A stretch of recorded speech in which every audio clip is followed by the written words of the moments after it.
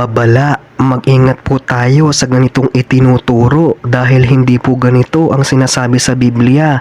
Pagkatapos po nating mapakinggan ang kanyang sinasabi ay malalaman natin na ito ay iba sa sinasabi ng Biblia. Dito mismo sa lugar na ito, bababa yung ating Panginoong Kristo pagdating ng Second Coming. So yung Mount of Olives mga kapatid, tapat lang po niyan yung Temple Mount, kung saan tinayo yung First and Second Temple, at yan po ay nasa Jerusalem. So malinaw mga kapatid, bababa yung Panginoong Kristo hindi saan mang parte ng ating mundo. Malinaw siya po ay bababa sa Mount of Olives doon sa Jerusalem sa Israel. Kung ating babasahin ang Acts 1:11 hanggang 12 ay wala ditong binabanggit na dito daw mismo sa Mount Olive o lumang Jerusalem bababa si Jesus sa kanyang second coming, kundi ang sinasabi lang doon ay magiging gaya lang ng pag-akyat ni Jesus papunta sa langit ang kanyang muling pagbabalik.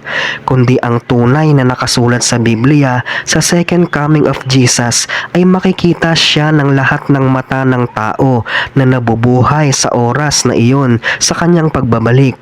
Sabi sa Revelation 1 verse 7, narito, siya'y pumaparitong nasa sa mga alapaap, si Jesus, at makikita siya ng bawat mata, at nang nangagsiulo sa kanya, at ang lahat ng mga angkan sa lupa ay magsisitaghoy dahil sa kanya, gayon din siya nawa.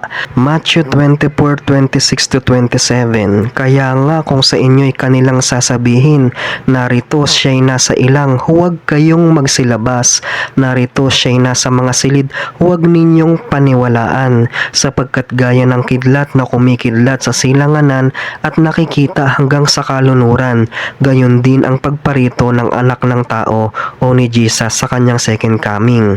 Kaya kung sa Mount Olive lang magpapakita si Jesus, ay hindi siya makikita ng ibang tao sa ibang lugar.